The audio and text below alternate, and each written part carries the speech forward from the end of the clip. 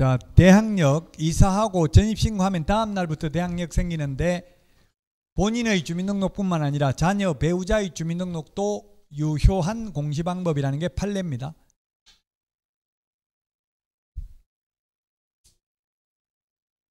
그 말은 예를 들면 대학생이 있으면 그 임차인은 부모 이름으로 적고 실제 자녀가 주민등록 전입신고돼 있고 해도 대항력이 인정된다는 이야기입니다.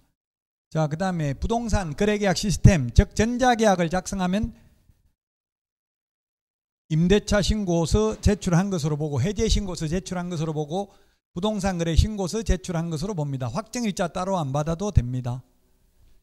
맞습니다. 전자계약, 부동산 거래 시스템, 전자계약 같은 말입니다.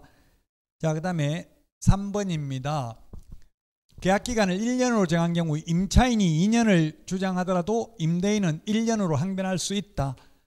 없죠. 편면적 강행규정이니까 임차인은 1년의 유효함을 주장할 수 있지만, 즉 1년 계약에도 쉽게 말하면 주인은 나가라고 못하고 세입자는 1년 계약했으면 1년 만에 나가도 되고 2년 살겠다고 주장할 수도 있다. 그래서 세입자 입장에서는 짧게 하는 게 좋다 했습니다.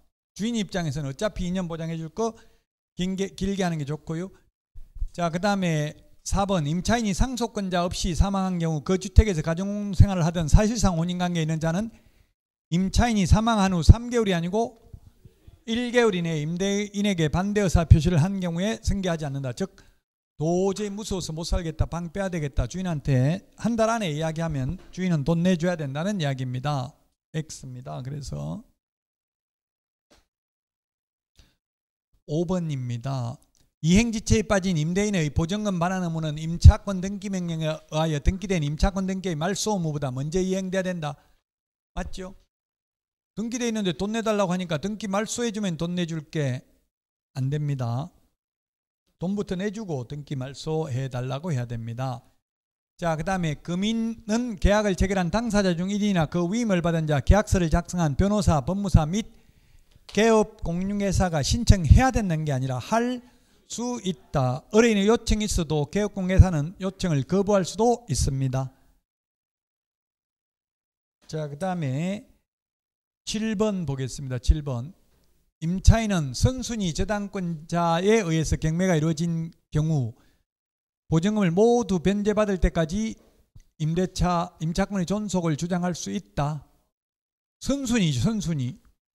선순위 저당권자에게는 대항할 수 없습니다. 즉 주택 임차권이 아무리 대항력을 갖췄다 하더라도 경매에서는 선순위 담보물권자에게는 대항할 수 없습니다. 자, 그 다음에 8번입니다. 시장으로부터 금인의 권한을 위임받을 수 있는 자는 읍면동장이고 읍면동장에게 금인의 권한을 위임한 때는 지체 없이 관할 등기소장에게 통지해야 되는데 시험에 관할 등기소장의 승인을 받아야 된다. X로 출제됐습니다. 통지하면 됩니다.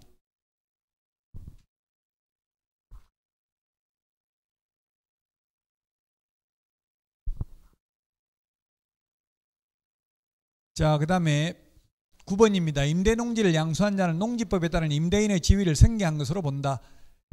예, 그렇습니다. 최단기 존속기간 농지는 3년인데요. 3년 계약해놓고 1년 만에 농지 주인이 바뀌어도 계속 농사 짓고 나서 나중에 나갈 때는 새 주인한테 보증금 돌려달라고 할 수 있습니다. 맞습니다. 9번 등기 원인을 증명한 서면이 판결서 등인 경우에도 금인받아야 된다. 매매계약, 교환계약, 증여계약, 판결서 금인받는데 단 매매는 실거래가액이 신고하고 신고 필증을 교부받았다면 따로 금인받을 필요는 없다.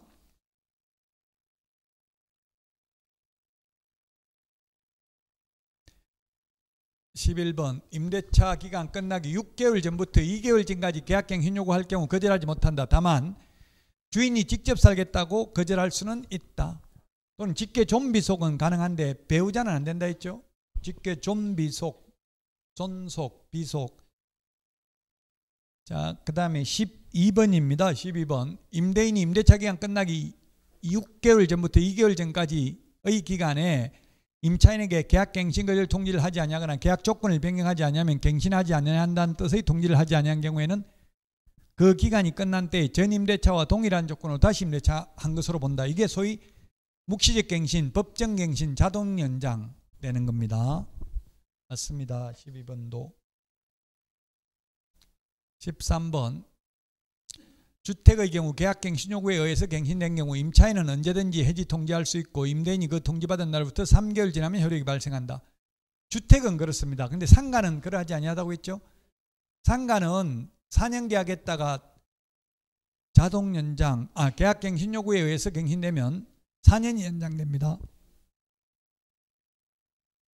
4년 연장됐으면 중간에 해지 안 됩니다. 상가의 경우. 근데 주택은 계약갱신 요구에 의해서 갱신된 경우에도 언제든지 해지 통고할 수 있습니다. 3개월 지나면 효력 발생합니다. 3개월 지나면 돈 내줘야 됩니다. 그 딱 입주하기 3개월 전에 해지 통고하면 되겠죠. 이론적으로는.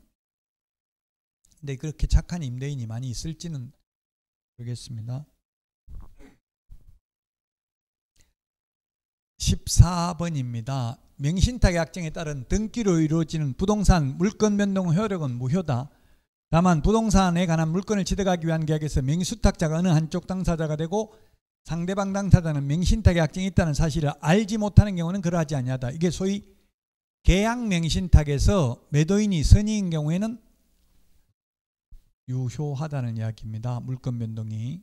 요거는 3자간 명신탁이고 밑에는 계약 명신탁이 되겠죠. 맞습니다. 14번. 15번.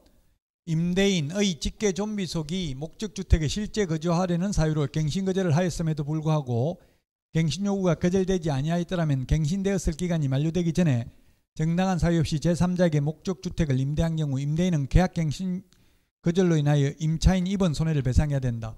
손해배상액은 3개 중에서 큰 금액이라고 했죠.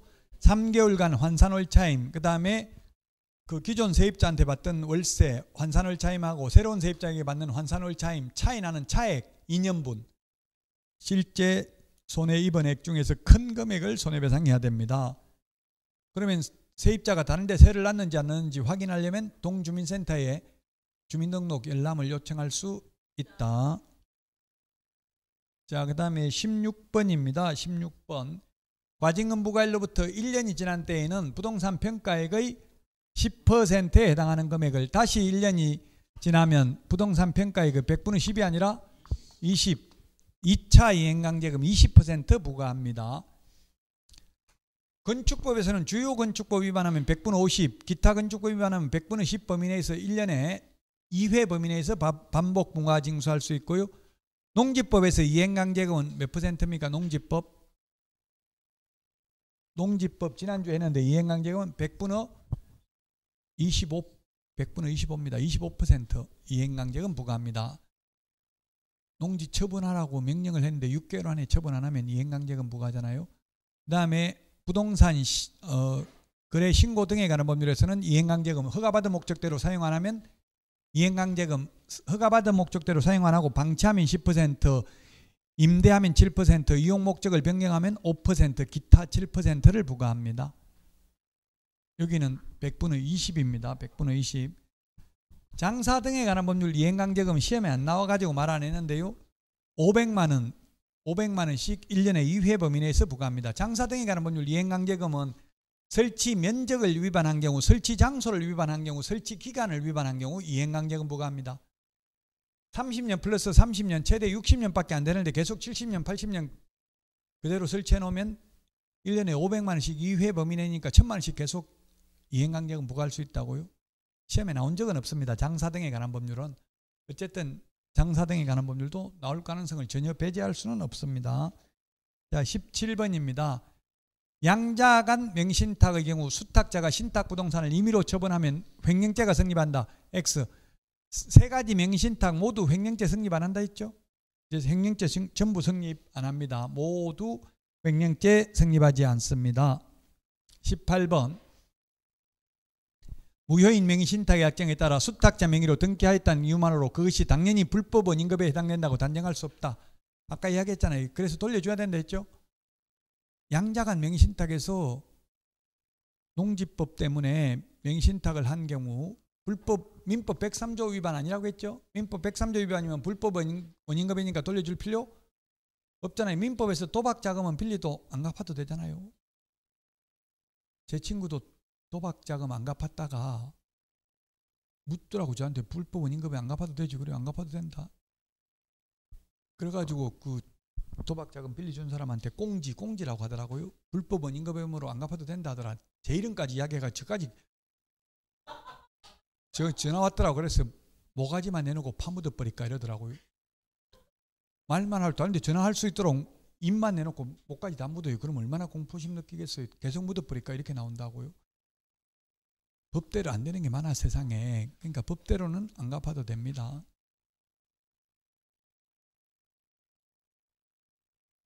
공지들한테 저도 돈 빌려봤는데 미리 선이자 떼더라고. 100만 원 빌리면 한 80만 원 이 정도 줘요. 떼고 20만 원 미리 떼고, 그리고 100만 원 갚아야 돼. 바로 도박 끝나자마자 바로 다 갚아야 된다고요.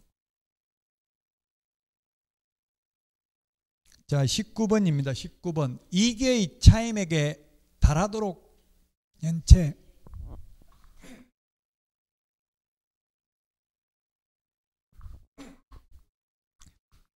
법정갱신 적용하지 않는다. 이계의 차임에게 달하도록, 이 말은 2달 월세액에 이르도록, 즉 한 달 월세가 100만 원이면 200만 원 연체돼야 되고 50만 원치 연체됐으면 넉 달 연체돼야 되겠죠.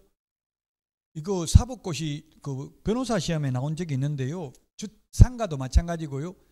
그 해지하는 거는 이계의 차임액이 연체되고 있어야 되고, 현재 해지할 당시에 상가는 3계의 차임액이 연체되고 있어야 되는데, 계약갱신 요구 거절하는 거는 2계의 차임액을 현재 연체하고 있어야 되는 건 아니고, 과거에 한 번이라도 연체한 적이 있다면 거절할 수 있다고. 이미 신뢰관계를 상실했기 때문에, 한 번 약속을 안 지켰기 때문에 또 연장해주면 또 약속 안 지킬 가능성이 있잖아요. 그래서 지금 그 계약갱신 요구를 했을 당시에 2계의 차임액을 반드시 연체하고 있어야 되는 건 아니고, 과거에 한 번이라도 2달 월세액에 이르도록 연체한 적이 있다면 거절할 수 있습니다. 그런데 해지는 해지하는 시점에 2개월이 연체되고 있어야 돼요. 2계의 차임액을 연체하고 있어야 돼요. 이게 주택임대차 2계의 차임액 연체하면 해지할 수 있다는 주택임대차보호법 규정은 없지만 민법 임대차에 있다고요. 상가는 3계의 차임액을 연체한 경우 해지할 수 있다고 상가금융임대차보호법에 있죠. 그 우리 암기 프린터 30번입니까? 2기, 3기 30번인가요? 몇 번에 있어요? 29번인지 30번인지 한번 보세요. 그 3기의 차임액, 2기의 차임액 되어 있는 게 30번에 2기가 4번 있고 3기가 3번 있습니다. 2기 4번 있는데 1번, 2번 이거는 주택임대차는 명문 규정 따로 없어요. 주택임대차보호법에 따로 없어도 주택임대차보호법에 규정 없는 거는 민법을 준용하잖아요. 일반법을. 그 1, 2번은 사실은 같은 내용이에요. 민법에 있다고. 민법에. 상가는 상가금융임대차보호법에 있고요. 자, 그래서 19번에 5입니다. 5. 20번입니다.